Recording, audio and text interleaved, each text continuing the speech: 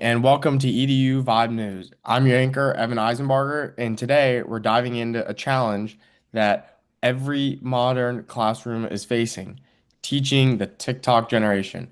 With the continued rise of short form video in student screen time, teachers are seeing real shifts in attention span, motivation, and how students approach learning itself. To help us understand what this looks like from the front lines, we're joined by veteran teacher F.A. Talik, who has firsthand seen how scrolling culture shapes the way students think, focus, and engage. Today, we'll explore how schools can use technology to spark creativity without losing depth or discipline, and what it really takes to reach a generation raised on constant distraction. FA, thanks for being here with us. Thanks for having me. So, how have short form platforms like TikTok and Instagram Reels changed the way students show up in your classroom? Short form platforms have definitely influenced the energy students bring to the class. Many expect quick transitions, fast stimulation, instant payoff. I noticed that tasks require like more of a sustained focus. Students struggle more than they did 5 to 10 years ago.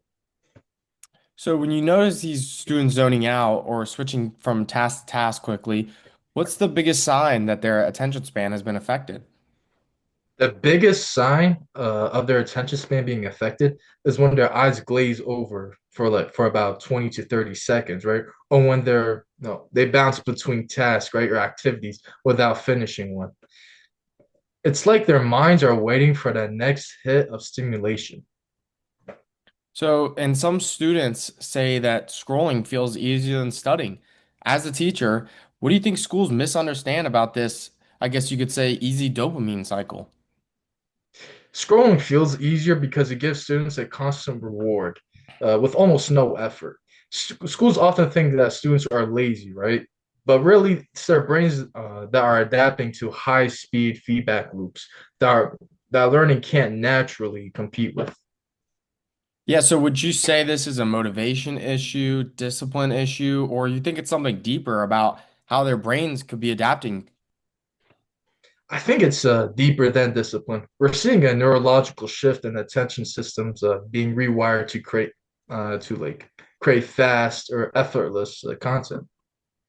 Yeah, and I know that many teachers are feeling pressured to make lessons entertaining just to compete with this TikTok level of stimulation. Yes, teachers are definitely feeling a lot of pressure to compete with TikTok and many of the other social media platforms.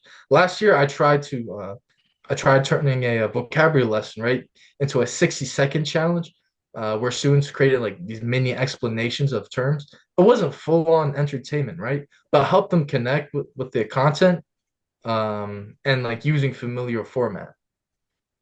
Yeah, so if you would give me another example of a moment where you tried a new teaching strategy to meet students and see how it worked out. Yeah, one strategy I tried was for a reading assignment, turning a 30-second quick recap challenge, similar to like TikTok, right? Students summarize a chapter in short and fast-paced format where they became more active and they became more familiar with it. It worked better than expected, honestly. Uh, Students who were usually disengaged became more active, and their summaries still showed solid understanding. It worked surprisingly well because it kept the structure of learning while matching the rhythm students were used to. Yeah, I mean, my smartphone is basically my permanent companion, and I know for a lot of this generation it is as well. And in your experience, has banning phones ever helped, or does it just completely shift the problem to another somewhere else? Banning phones is only helps temporarily, right? Only in the short term, but doesn't really, solve the root issue. Students may comply in class, but they still struggle with the overuse outside of school. Mainly with phones and their computers and laptops and everything. Yeah, so have you ever implemented any policies with phones that actually worked better than you had expected? The best policy that I tried was a phone parking station, right? Students voluntarily place their phones in the number slots using a group during group works, right? Giving them the choice actually increase the buy-in. Yeah, so just looking into the future, looking ahead, what skills do you think that teachers need to develop to reach this generation raised on constant scrolling? Teachers need stronger skills in digital literacy, classroom engagement, and attention-based learning. Understanding why students behave the way that they do is just as important as managing it. Yeah, so before you go now, if you could give us one piece of advice to teachers starting their career in 2025, what would it be? For new teachers starting their career in 2025, meet students where they are, but don't abandon depth. Blend structure with innovation. Sounds good. FA, thank you so much for sharing your perspective today. It's clear that the teaching in the age of constant scrolling is not easy, but hearing how you're adapting really shows what's possible. For everyone watching, thanks for joining us on EDU Vibe News. We'll see you next time.